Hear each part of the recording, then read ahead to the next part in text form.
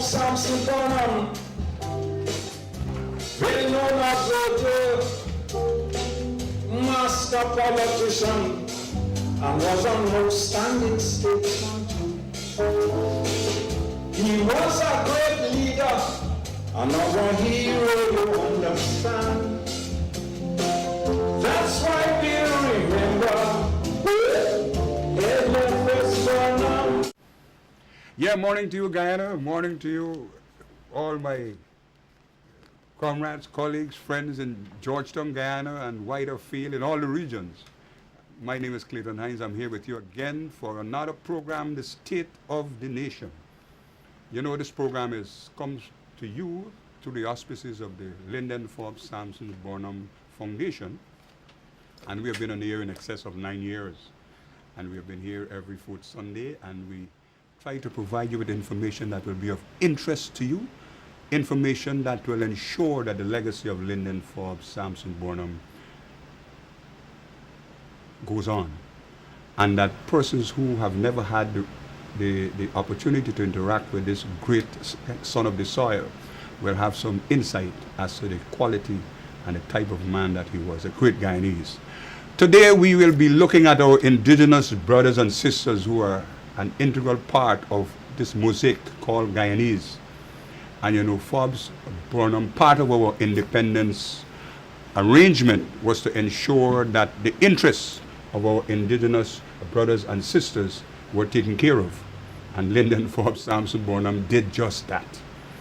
Now, today with me in the studio, I have with me, today is the last day, remember today, this month is Amerindian Heritage Month, or Indigenous Peoples Month, if we want to call it that. Indigenous Peoples Month. And it's also Education Month. The Forbes Burnham Foundation, last week, we had an interesting program at Critchlow. I was hoping that we would have had a lot of teachers, parents, and guardians to attend that program. Unfortunately, we did not get the capacity crowd that we had hoped to have had. However, the program was on the information that was presented by the Ministry of Education, the Teachers Union, and the Forbes Burnham Foundation was of extremely good importance. And I think on our next program we will try to see if we can bring some of that to our viewers next month. But today we'll be looking at our indigenous brothers and sisters, and with me in the studio today is none other, she looks very charming this morning, is Minister of Public Affairs in the Office of the Presidency. Is it Office of the President or Office of the Presidency? Ministry of the Presidency. Minister Dawn Hastings. I want to say good morning to you, Minister. And I am glad that you have accepted the Forbes Burnham Foundation invitation to be here to talk about our Amerindian or indigenous brothers and sisters in Guyana. This month we have been commemorating and celebrating them. What are some of the activities that was organized for Amerindian Heritage Month this year? Good morning, Clayton. Thank you for having me here, and good morning, Guyana. And more so, a very special good morning to my indigenous brothers and sisters as we celebrate the final day of our heritage celebrations today. I want to wish all those communities that are having their indigenous heritage celebration on this final day, I hope that you enjoy yourselves and that you'll be good to yourselves. I like what you're saying. Now, the observance of Amerindian Indigenous Peoples Heritage Month, it's a very interesting activity on the calendar of the Guyanese in this country. And every year I observe very quietly how persons from all kind of walks of life get involved and participate in this very important activity. Now, we are at the level of the Forbes Burnham Foundation. We would try to focus, like we're doing today, to provide what can be described as education and information that can serve to help other people in the communities around Guyana to understand what is being done. In the past, our Amerindian brothers and sisters were experiencing much difficulty in coping with issues in relation to the advancement of their communities. But over the years, from the inception of the PNC government, special attention was placed on our Amerindian brothers and sisters. And if we recall quite clearly, one of our ministers, Mr. Philip Duncan, was one of the first Amerindian ministers that was were appointed in the Forbes Burnham kind of government. And there are other notable Amerindian representatives who played integral part in advancing the cause and interests of our indigenous kind of brothers and sisters. Over the years, we have moved and advanced. And since this government has come into power in 2015, there has been a specific focus to ensuring that there is a firm link between the communities in the interior and the coastland. And there are programs that have been introduced. In the past, there was a lot of cosmetic activity in relation to doing things that would have advanced the cause of our brothers and sisters in the hinterland communities.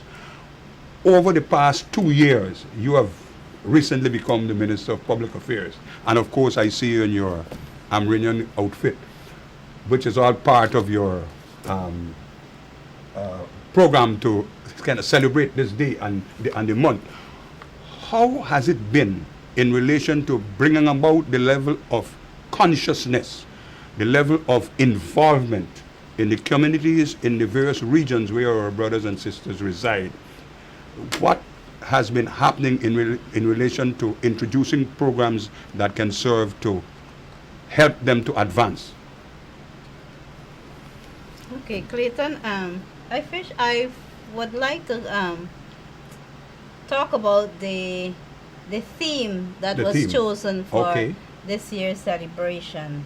And I think it is most fitting, as it says, proud of our indigenous identity and celebrating in unity, which means we recognize our other brothers and sisters who make up the society in Guyana, our African descendants, Indian, Portuguese, Chinese, and we all weave into each other's cultural, extravaganza, if you may call it, so nicely.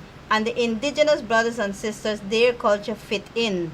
And I have seen personally that the Indigenous Heritage Month celebrations or activities, as you may want to call it, has expanded to not including just our indigenous brothers and sisters. For example, we have had some very interesting activities like the launching. We had our launching, and we had for the second time, I think, the only indigenous religion, remaining religion, which is called the Hallelujah. Their group came to have an opening ceremony, and they did everything in that, observing that religion. The group came and they were able to launch the program. And then another interesting thing we observed was the 5 nights or the 4 nights of cultural extravaganza, where young people, not so young and not so old, they all came in their traditional wear, beautiful woven, handmade cotton, costumes, and they came out to display their cultural way of life in many different forms, either through drama, poetry, songs, and we were all able to learn much, much more about the indigenous culture and how it came about and where it is going.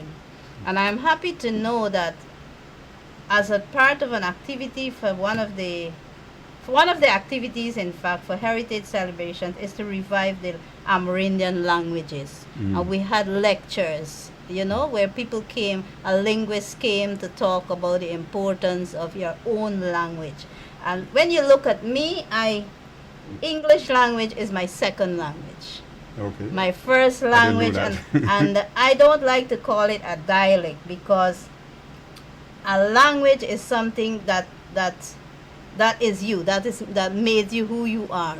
And from the time I born and I grew up in a small community, Amerindian community named Kako Village, there was no other language than Akawayo. So I began speaking in Akawayo. I relate to my brothers, my sisters, and everybody else around. They speak Akawayo. And it was a good way of communicating, because I understood what they say, they understood what I say, and we were able to do things. Communicate effectively. Effectively. So I call it that's my mother tongue language. And when I entered the school, There was no nursery school then, and when I entered to the primary school at the age of 6 plus, I didn't go to school at 5 years. Then I discovered that, there was another language which we needed to learn because it's an official language where you have to use that to write your exams. I couldn't write my exams in Akawayo. I think I would have performed better if I had written exams in my Akawayo. own language. That's interesting. And I noticed the Ministry of Education.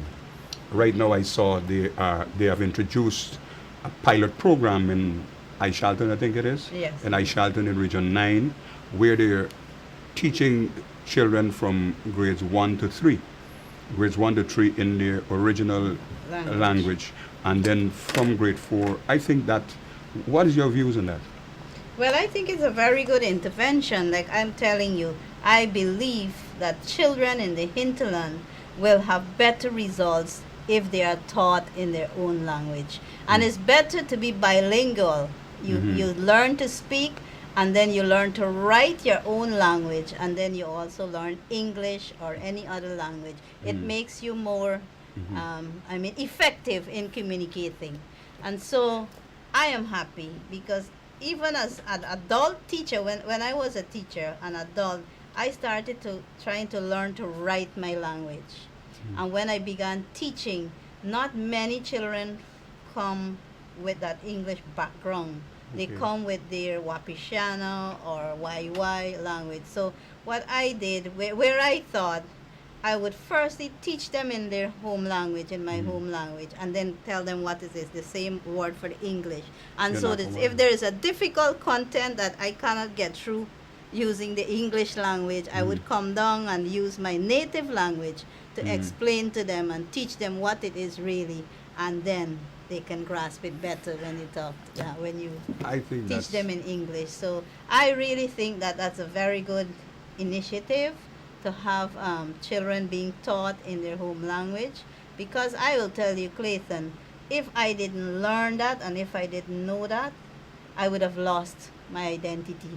Okay. But I am so happy and I am proud that I can still speak my language. I would say to people, no matter, even if I live in a skyscraper, I will take my cassava bread, yes. I will take my tuma, and I'll speak my language whenever I can. So It's good I to am know. very proud about my A little identity. later stage in the program, I'll ask you to see some Akawayo, let me hear. But Yes, at this very point, proud of my you're the identity. Minister of Public Affairs, and I've listened to what you've just said in relation to the intervention by the Ministry of Education. Now, what would you be promoting? I know where the government has a program of improving the quality and standard of life of our Indigenous brothers and sisters in the regions. And those regions of which the President spoke was Region 1, Region 2, Region 7, Region 8, Region 9, and part of Region 10. Programs that are geared towards, 1, improving the quality and level of their education. 2, improving the quality of their lives economically. What would you, as Minister of Public Affairs in the office of the President, you would be kind of promoting these with the subject ministries? Well, you may say that, that could be, but what I want to talk about before I come to that point, Clayton, is that ever since we came into government and I was elected a minister, because I am a teacher by profession, now a minister by election or selection, whatever, and I'm a wife by choice. That's interesting. Okay, so ever since we came in as a government, one of our aim or our goal was to bridge the gap between the hinterland and the coastland. There is a wide gap between hinterland and the coastland. And more than that, now we have a goal, or our aim is to connect hinterland to the wider world. So it's not only bridging the gap between hinterland and coastland. We are looking further to bridge the gap between hinterland and the wider world. And Into so the Caribbean and other nations around. right. And our government is on a drive to connect these isolated or what we may call remote communities, you know, by putting down ICTs or hubs or whatever form whereby they can connect to the wider world. And that will give the children a better opportunity to do their research online, to do their research on the internet program, which at presently many of our Armenian communities still are not connected. But our government is on a drive to make connect sure that them, this to happens. ensure that, yes, that this happens. So we will continue to do that. So, and then, and by doing that, we're going to bridge that wide gap that we had. It may not happen fast as how we others might expect it to happen, but everything takes time. It has But it will happen. process, but it will happen. I think that fits quite squarely into what His Excellency has been promoting. That is the arrangement for communities to be self-dependent. In fact, we have our local government elections that are coming up on the 12th of November, and this whole idea of bridging the hinterland with the coastland and wider field fits into that. And our LGE, local government, the election slated for the 12th, fits into that, because here's a case where persons who live in the various communities will take responsibility for development and advancement of their own communities. And like you said, this program of kind of connecting our Armenian or indigenous brothers and sisters with the coastland seem to fit quite aptly into that. What do you think? Yes, it is. But let me say, Armenian or hinterland villages had always had their own form of government, local government, Yes. which we call the Tushao and the councillors. Or I remember growing up, we used to call them captains. Captains, But then yes. that phased away, and now we have the Amerindian Village Tushao. Councils. We call it AVCs. Right? So they've always had a local government organization. Arrangement. Yes, they always have had that ever since I know myself growing up. However, some of our hinterland communities are now being included in the local government System. like the NDCs. For Yes. example, we now have Arnaputa, which never really had any system of governance before. I know the previous administration tried to establish what we call village council? them. No, it wasn't village councils. It was ICMs. It was it ICM? Interim Management Committee. Okay. IMCs. IMC. And some they form what we call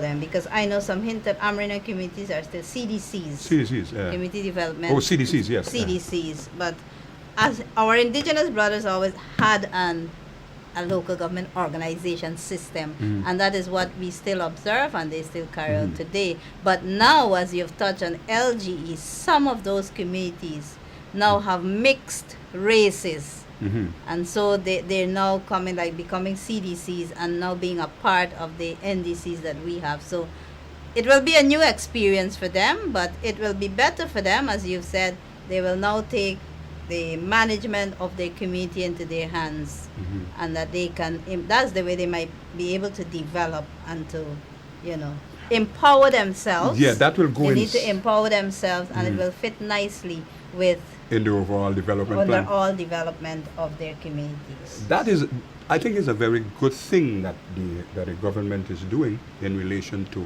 perhaps, so that if the country is moving forward, wherever our people live, everybody move forward together, move forward and upward together. I want to tell our viewers that I have with me in the studio today our Minister, Don Hastings, Minister of Public Affairs in the Ministry of the Presidency, and we will be opening our lines in another 6 minutes. Those of our Amerindian brothers and sisters who have tuned into this program, this is the last day of Indigenous Peoples Month. They have been celebrating for the month, and they have had a number of activities, and they have been doing a number of things. And also, today is the final day, and there will be a number of things happening in various kind of communities. And Minister, could you tell me what will be happening today in some of the communities? Well, I'm not quite sure, but I know yesterday it was the Heritage in St. Cuthbert's. Last week we were in St. Ignatius, Hmm. and previously we were in another community called Shulinab, and the president was very very busy, trying. It would have been very good. I know he would have been happy to visit each community that is celebrating, but it's not just possible to Yes. be at many places at one time. And he has been quite busy, and today I know, I'm not quite certain which communities, but I know there are going to be communities throughout Guyana that are going to celebrate this final day Mm. of the Heritage Month. I want to touch a little about the 3-day sports that we had, Oh, or yes. annual sports. I have also seen the attendance to these activities grown much, much bigger than last year. Mhm. So it is a way of, it is a very nice way of bringing people together, different races, to Mhm. socialize with each other. And I think it's a very good way of showing or displaying what social cohesion is all about. Because not only we bringing them together now to have fun, but sports has always been has always played a very important role in the hinterland communities. For example, I can talk about some of the sporting activities that they have annually in Ishalton, in Paramakatoy, in the Upper Mazaruni, Yeah, where the Upper all Mazaruni these one. communities come together to socialize with each other, to learn from each other, and then to compete in football, volleyball, athletics. And so this year, I unfortunately I couldn't attend because I was out for Friday and Saturday, but I went to see the final football match on Sunday evening, and I was amazed by the attendance, the crowd, the spectators. Everybody was just there Mhm. mingling with each other and cheering their favorite teams. A And colleague of as mine, a colleague of mine told me that what they are coming to kind of recognize is that a lot of these, a lot of skill kind of reside in these American communities in the area of football. Yes, but they are very, very skillful in playing football. And as a result of that, I was speaking to my colleague Minister Valerie Carrillo, who has a responsibility for culture, youth, and sport in the Ministry of the Indigenous Peoples Affairs. And she was saying that as a result of these games, now they're beginning the GFF, and we want to thank them for collaborating with the Indigenous Ministry. They're now they have identified 5 young persons, with that skill.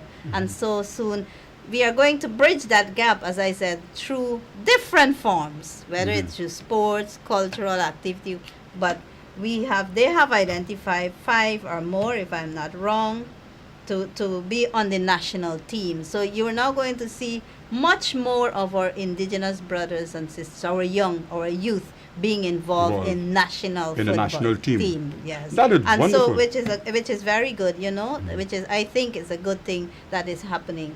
And for maybe our who to people. tell they can move from our national team into the big league in kind of London and Spain and those countries where you Yeah. have bigger teams that can take them over and they can make a lot of money out of that Yes. by just kind of developing their skills.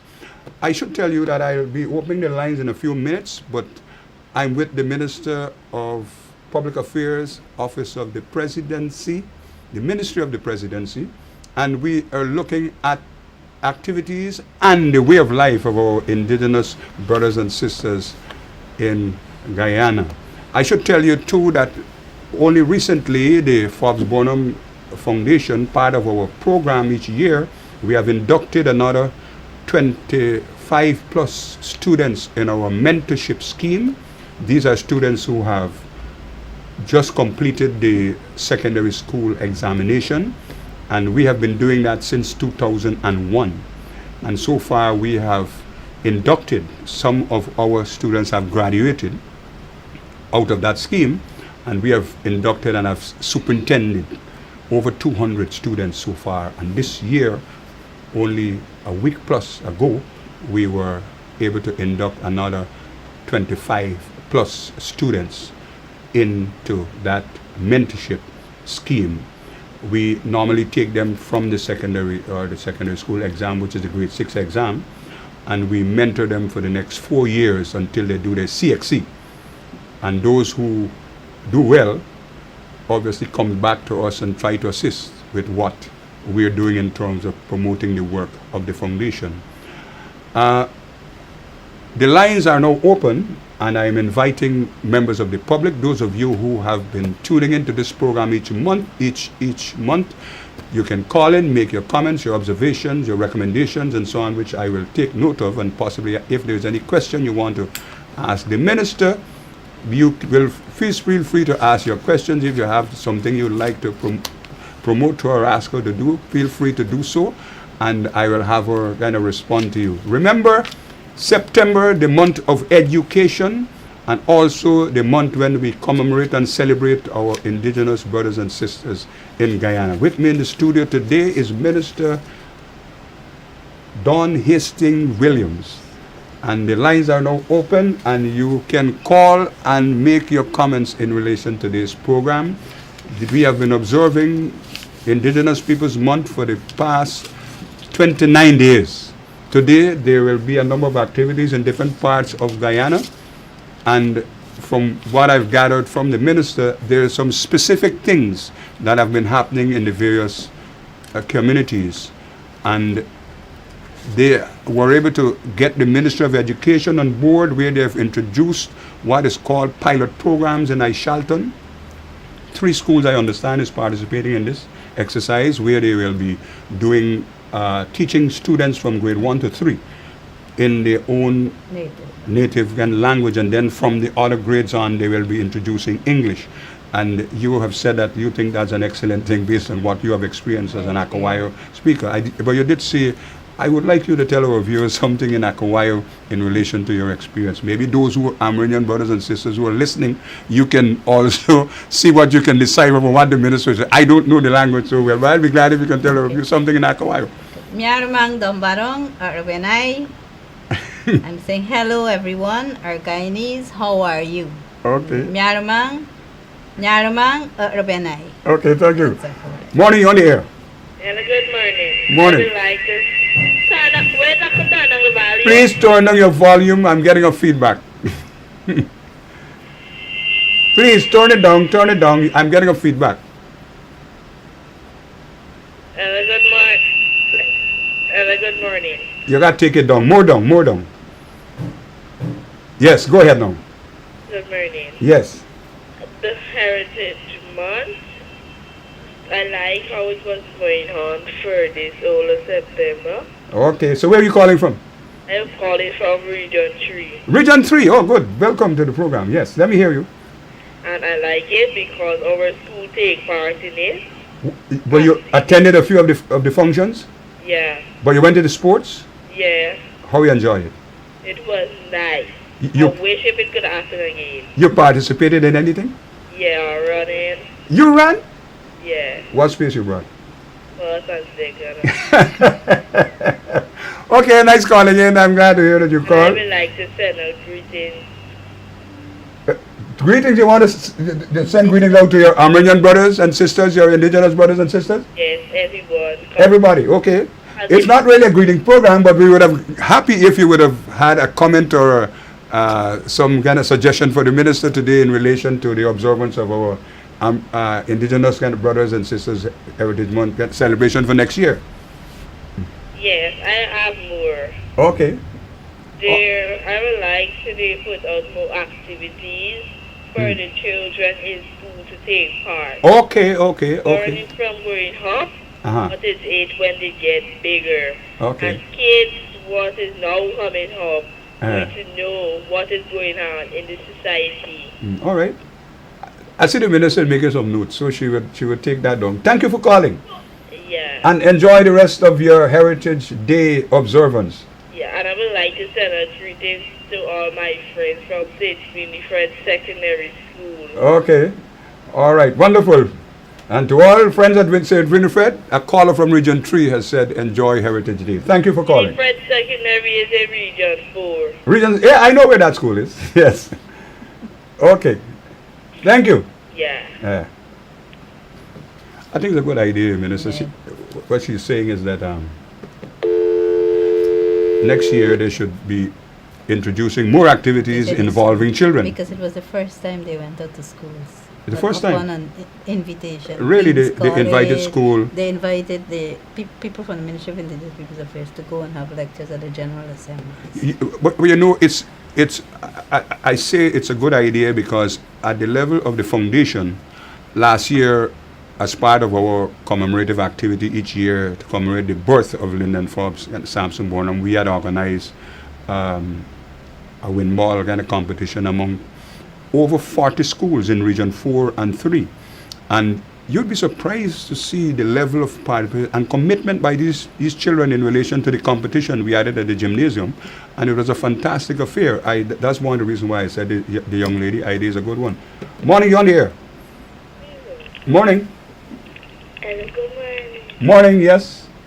Can I take God's greetings to the children?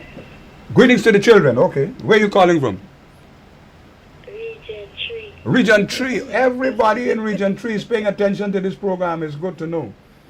Anyway, we'll take your greetings out. I'm saying it. I'm repeating what you've said. Greeting to all Indigenous brothers and sisters, children, Guyana-wide.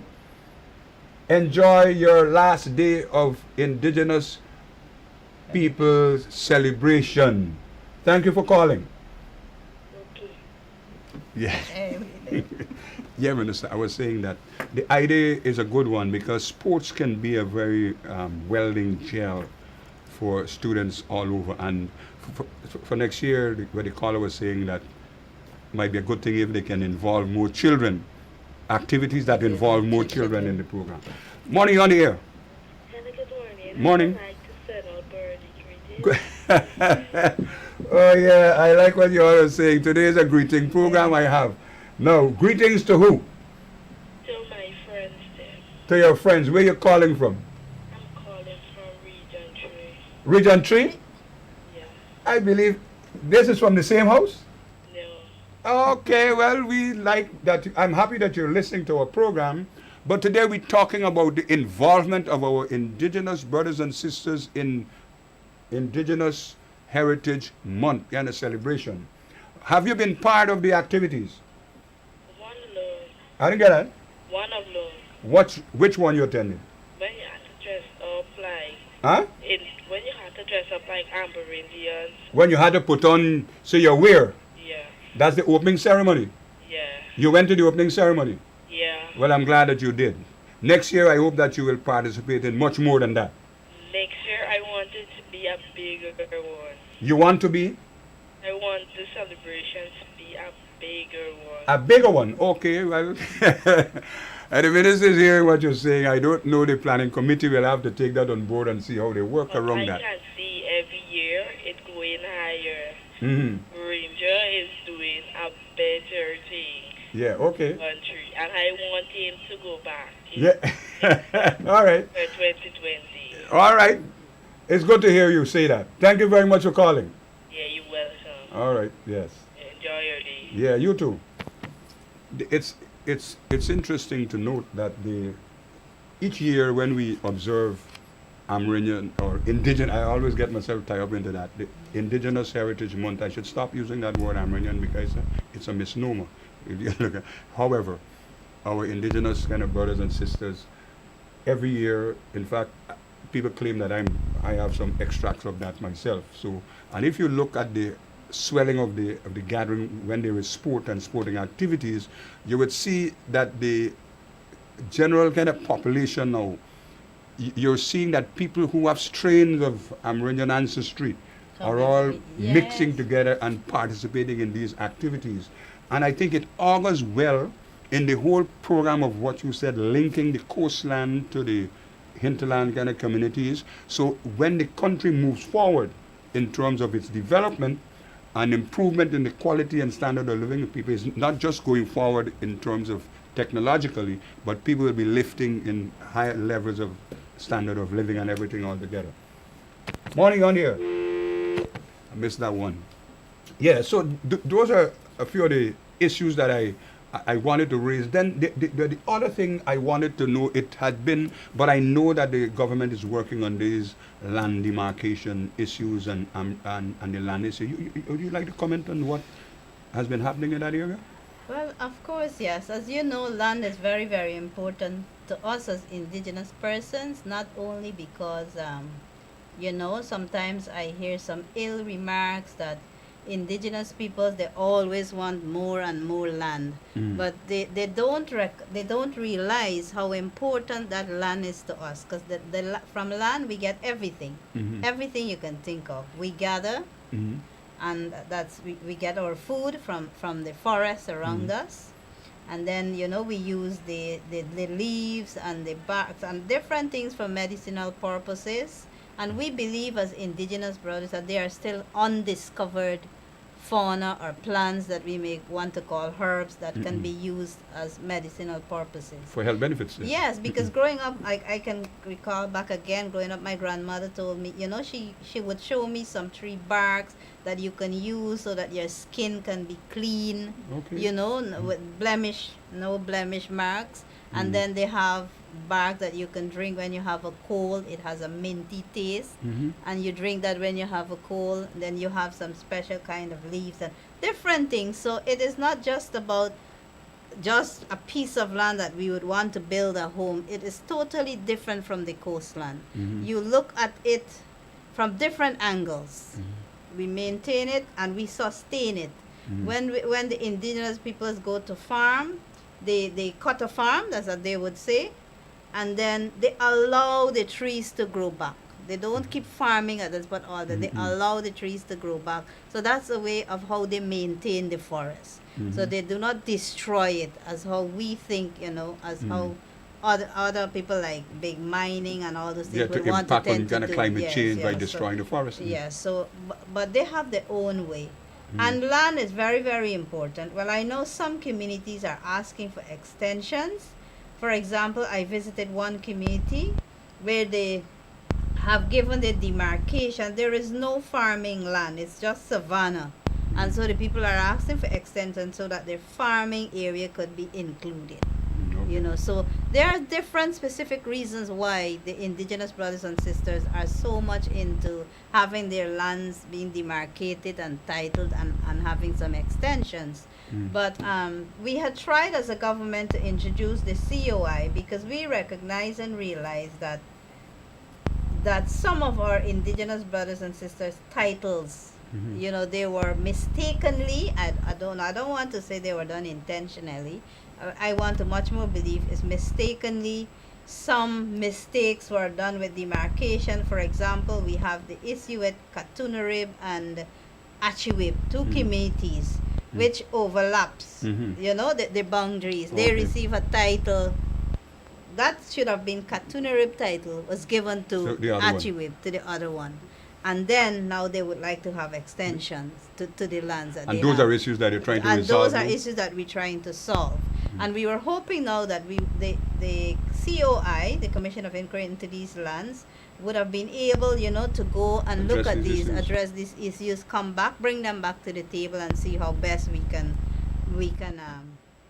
solve these problems that we have. However, we as a government are still working towards, because regretfully I must say that we have not been able to move the demarcation program as how we would have wanted to move, but we are working on it, and very soon some of the communities that are slated for demarcation works will begin.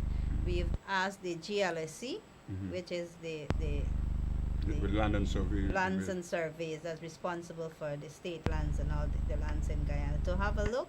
And we are going to start the Indigenous Peoples Affairs Ministry. They're going to start working on the demarcation and the titling. That's very good news to our indigenous brothers and sisters. Yes, but regretfully I said the process has taken too long, and I know my brothers and sisters out there are beginning to get agitated. How long are they going to wait? How long more are we going to wait to have our land problems solved, the issues that pertaining to our lands being solved?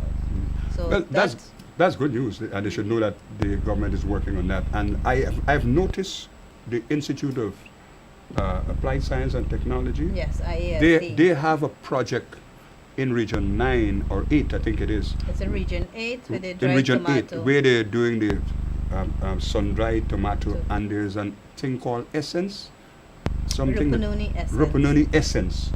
Now that project is an indigenous one, Yes, it is. and as far as I have been told, the proceeds from that business is plowed back into the community. communities. Is that so? Yes, it is. But I think self kind of generating activity like that one will certainly augur well for our communities in these hinterland communities. And I think those activities will go a far way in terms of promoting the welfare, improvement in the lives and living of our Armenian brothers, and particularly this one.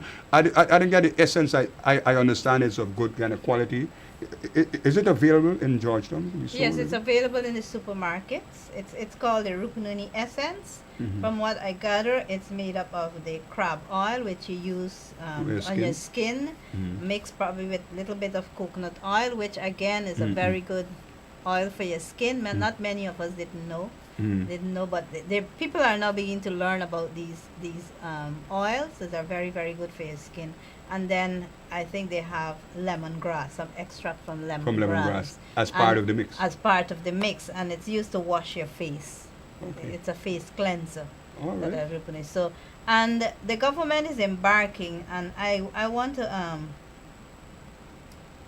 quote from his president's last speech at Shulinab, where he said to the people there, my indigenous brothers and sisters there, that he would be very happy the next time we talk or he's to address the nation, he must talk about economic independence in these Amerindian communities. So the communities can So the be communities- economically independent. Right, and they can be economically empowered, Mm. not just only celebrating, dancing, and these things, but that when he is going to address the nation another time, he must be able to say, okay, these out of 215 Amerindian communities, 20, 25, 30, depends, a reliable number, have now gained their economic independence. Beautiful. And which I think is a very, very good way to A very go. good goal to Yes, really it's a present. good goal to Now, present. the dried tomatoes, sun-dried, solar-dried tomatoes, is that product available? That's also available in the supermarkets, like Survival. And you know what? I can encourage my brothers and sisters, Guyanese brothers and sisters, try to buy these local because they're much more nutritious. They're organic. Yes. No fertilizers are being used because in the hinterland you have some very fertile soils. We call what we call nature farms. Mhm. So when you plant these crops and you reap and you process them, it's an organic Mm, mhm. organic diet, like And it's a form healthier. of, and it's healthier than those foods the other food that we buy in the supermarket. Yeah, the organic foods are very expensive in supermarkets around the world. If you go to North America or in Europe, you would see that organic product sells higher than any other product, because today's world, when you look at the technology and you see what goes on in other countries where they use all kinds of things, injecting chicken to get it grow bigger and put it, it's not healthy not good for us. And what you're saying is a good thing. If we can buy our local stuff, buy what is produced locally, because there is no what you call genetically engineered substance that will be disastrous to our health in these kind of products. We should use the things that we grow and produce right here in Guyana. What I can touch on to Clayton is the development that has happened within these 3 years in our hinterland communities in terms of health, health services. To this date, I am so proud to announce, or to tell the Guyanese that many of our indigenous communities now, which have health centers, are now having residential doctors. Beautiful. That's good. That's what have been a cry for long.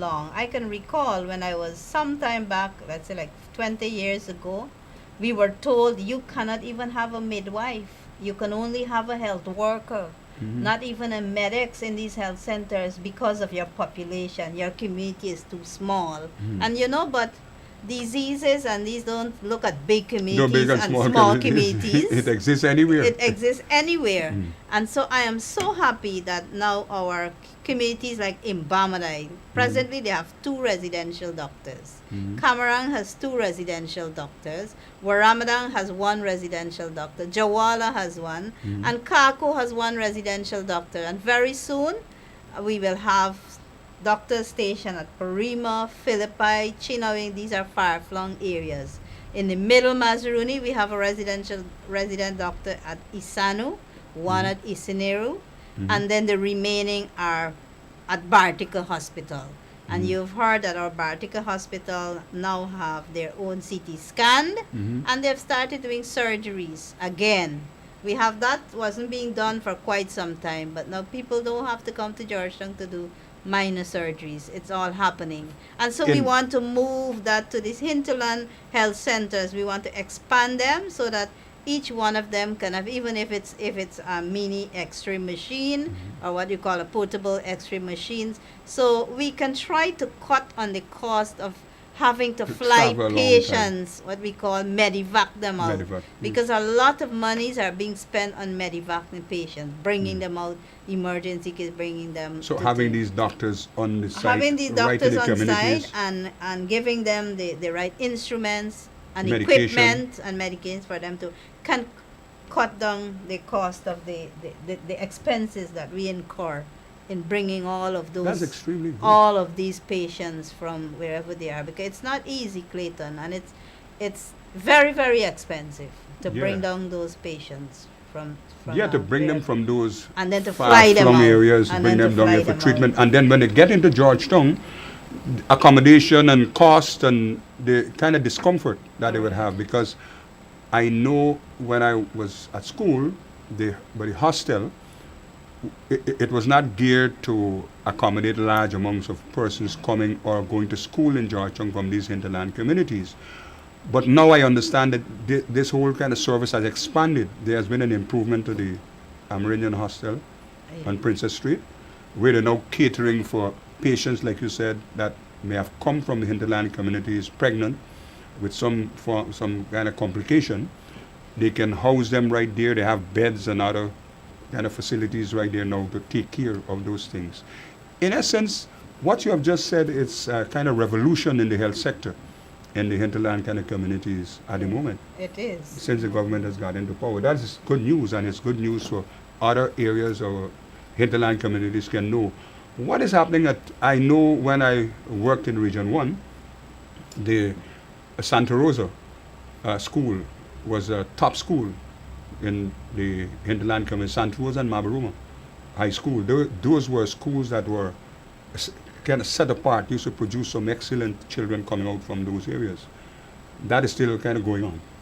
Well, yes, it is, but not in large numbers, as you may have seen. If you are a person who looks at the results for the National Grade 6, but what I can tell you is that we have seen improvement. We have seen improvement for the past 3 years Mm-hmm. in the results of our National Grade 6 assessment and our CXC results. There used to be a complaint from hinterland communities that teachers from the coastland and other communities close to the hinterland communities never kind of wanted to go to those areas to teach. I noticed over the past years there has been a shift where there has been a lot of teachers now, and the Ministry of Education have been able to provide some accommodation now for teachers in some of these areas in Region 8. For example, Paramakatoi and the school that they had to refurbish recently. Cato School. And you had one at where they had a kind of celebration in Region 9 recently. St. Ignatius. St. Ignatius. I noticed lots of teachers now who have come out of the Cyril Potter College of Education and from University of Guyana are now gravitating to. So definitely the kind of results will be different, I suppose, coming up to the next year when we're going to be having our grade 6 and CXC results from the hinterland communities. Yes, well, I believe that the children in the hinterland have abilities and skills like anybody else. Mm. They just need an opportunity to further their studies, and they can make it like anybody else in the country or even in the world. And so, like I said, I've seen some improvement, and it's because we have done, as a government, we have done some works on improving accommodation of teachers, doctors, health workers. We've went out to build new doctors' quarters, new teachers' quarters, and those that were not so good condition, we did some repairs and trying to provide the basics. So when these teachers go, if any teacher from the coastline decides to go in the hinterland to teach, they must have the best basic commodities. Feel comfortable, because I can tell you, teachers in the hinterland have a lot of challenges, and if you can't make them comfortable, then nobody would want to go in there and teach. Nobody they're away would from want home. They wouldn't want to make that sacrifice, that much sacrifice, leaving their comfortable homes and to going into. But so as a government, we had embarked, when I was in the Ministry of Communities, I would say to the REOs to ensure that the teachers' accommodation, the nurses' accommodation, or the government office accommodation in these hinterland areas, ensure that they're habitable. And that you provide them with the basics. I'm not telling them to provide with luxurious, dwellings and so, but like a stove, a bed, a wardrobe, the basic things, Yeah. so teachers can feel comfortable in these communities. Well, Minister, I think what you've been saying, our brothers and sisters in our indigenous kind of communities, they're certainly happy to hear that the government is moving in the direction where they're trying to promote or improve the lives of our indigenous brothers and sisters. In fact, you have mentioned cultural expositions, you have mentioned the involvement in sports, which have been improved over the past 2 years plus. They have also been engaged in, how about scholarships? Okay, well, let me say a little on scholarships, where we continue the Hinterland Scholarships Program that falls under the Ministry of Indigenous Peoples Affairs, and we're trying to expand and to get the PSM to offer more scholarships to our indigenous brothers and sisters. We not only want to be nurses and doctors any longer. Some wants to be pilots. Engineers. They want to be engineers. They want to go into these higher grounds, and we need to offer them opportunities. So we're trying as a government to see how we can get them, to go. I know some students were offered scholarships to go to Cuba under the previous administration, and which I think was good, where praise is due, you give them. Yes. And they did their part as an Yes. administration, because many of our hinterland now, they're doctors who are serving back. Some of them are returning to the communities. But I think we still need more to do. We still have much more to do and much more to gain. Like I said before, they have skills and talents like anybody else, and you just give them that opportunity, And they will blossom. and they will blossom. They will blossom and make their communities, their countries proud. Yes, viewers, I want to tell you that the Forbes Burnham Foundation, this is our program, the fourth Sunday each month. With me today in the studio is Minister Don Hastings, Minister of Public Affairs in the Office of the Ministry of the Presidency, and we have been talking about our indigenous brothers and sisters who make up this mosaic called Guyanese. Now, I want to tell you also that the Forbes Burnham Ghana Foundation, we are open to membership. We're not a political organization. We try to make sure that the programs we do, they're geared towards keeping the legacy of Lyndon Forbes Sampson Burnham alive, and being the first Prime Minister of this country, the welfare and improvement of the lives of our indigenous brothers and sisters were very integral to his overall program of development. And that's one of the reasons why he started and had in his cabinet a number of Amerindian or indigenous brothers and sisters who form part of his cabinet and development program for our hinterland and communities.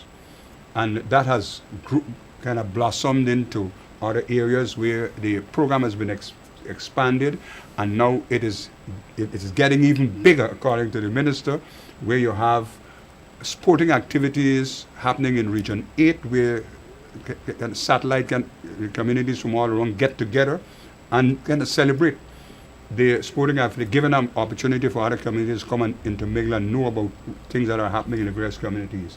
And like you said, it augurs well for the development and for the empowerment of these kind of communities, which will fit into what the president said at Sholina, but he said he must be more what?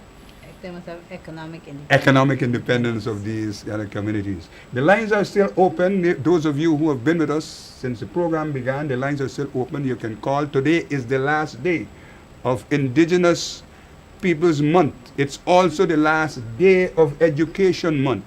Last week, Sunday at Critchlow, we had a symposium to commemorate the life of our first patron, Mr. Elvin McDavid, and the subject was perspective in education, and the presentations were excellent. I will try to bring those to you in the next program. Morning, you on the air? Hello, good morning. Morning. I'm speaking to the phone. Yes, I'm hearing you. Yeah.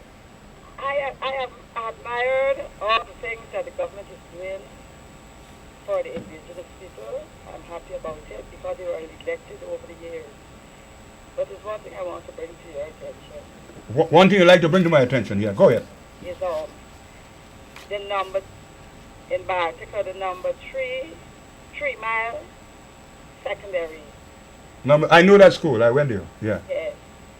I believe I know the government has put a lot of money into things, but it's the people who are in charge is do the whole thing. Yeah. But I want you to look into that. The dorms, they need cleaning up inside. The dorms. Yes, inside the dorms. But they have staff who are doing that, right? I don't know. I was there and I don't like how, I went to visit the child. This school has a TechVoc kind of section, technical vocational kind of section, right? Yeah. I know the school. I went there. So you're saying that the people who are at the dormitory and but they don't clean them? No, the walls need painting. The wall. That's a domestic issue. In the classrooms and inside dorms. Mm-hmm. Not conducive to learning. That's a domestic issue. I'm hoping that a person from the region, the regional administration, might be listening. Yes. And obviously they might take that to the ministry, the representative of the education officer of the, can certainly address that matter. Yes, okay. All right, thanks for calling. Okay, thank you. Yeah, good, okay. That's one of the persons who had a little concern with the dog. It's an area I know. I went to that school at 3 miles. Yes, the lines are still open. Like I said, we try to bring to you information that can serve to keep the legacy of Lyndon Forbes Burnham alive. You know, he was a man who was very serious about education, and he has gone on in history as the only leader that has revolutionized education in this country, where he made education free. In fact, those of you who are around my age would know that you had to pay exorbitant fees for education in this country. And when he made that announcement that education would be free from nursery to university, he cultivated some bad friends. But that was proven very good for all Guyanese, that today, Guyanese who have benefited from free education under Lyndon Forbes Burnham are holding senior and big positions all over the world. Morning, you're on the air. Good morning. Morning, sir. I applaud you for saying, and all of us know it, that the good comrade Lyndon Forbes Burnham was passionate about education. That's right. Yeah. My point is that I was there since 1966. I'm still there. But what has happened to schools, the dream of schools like the multilateral, where now we're not seeing projects that he had initiated, that he had begged us and demanded that we initiate certain technical projects. Now you have schools where high schools without technical education. The multilateral schools are not what they used to be, and I doubt whether they can ever be again unless something almost militaristic happens. So, despite the fact that this man was such a champion and such a visionary, we, many of us who are here now, have damaged that reputation because we're not seeing what is supposed to happen. The dream that people like me had, we got that dream from the leader. Yes. I think, yeah, but your point is taken. And I should tell you, too, that that is as a result, in fact, it is the view of, say, of some thinkers that we have lost our way in education for the last 23 plus years. And right now, the level of kind of literacy is one that is very challenging to the Ministry of Education. I think the Minister of Education and the department answered, and they are addressing that issue with some degree of alacrity. So I am saying that we have recognized, I think they have recognized that there is a problem in terms of our literacy level, and they're trying to address that. I hope that it can be as impacting to bring back on course the quality of education that is required, that we once enjoyed, because subsequent independence, our literacy rate was very high compared to other countries around the world. But now that has deteriorated, and it got worse over the past 23 plus years. And this government is only there for about 2 years, and they're trying to address these matters. Would you like to comment on that, Minister? Would you like to make a comment on the view expressed by that gentleman? Okay, yes, And I'll give you the opportunity to say your few remarks because we're running out of time. Okay.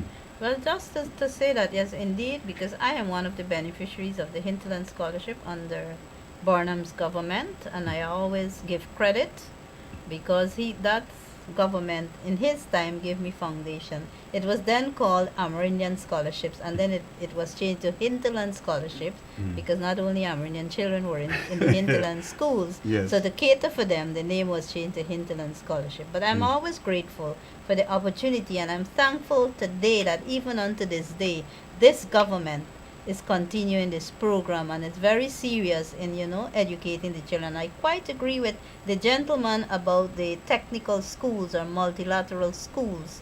I think the Ministry of Education has what we call TVET, and they're trying to get back these things where we have these dropouts and young people to learn basic skills like carpentry, joinery, to equip themselves to be better citizens and to give back to Guyana. Thank you, Minister, and it's a pleasure having you on this program today. We are run out of time. We are out of time right now, and I want to say thank you for all those of you who have invited me to your kitchen, your bathroom, your bedroom, and your living room. I've been there with you. We've been talking about our Amerindian brothers and sisters, the last day of Education Month and the last day of Indigenous Peoples Month. It has been a month of celebration, and we have tried in a very simple way to bring to you what has been happening in our communities, our far-flung communities around Guyana, through the minister. She has been telling us what has been happening and her views in relation to what ought to happen in the area of sports and education, and also empowerment of our Indigenous brothers and sisters. It has been a pleasure being with you today. Until the next fourth Sunday in the month of October, my name is Clayton Hines, saying thank you once again for being with me on this program, The State of the Nation.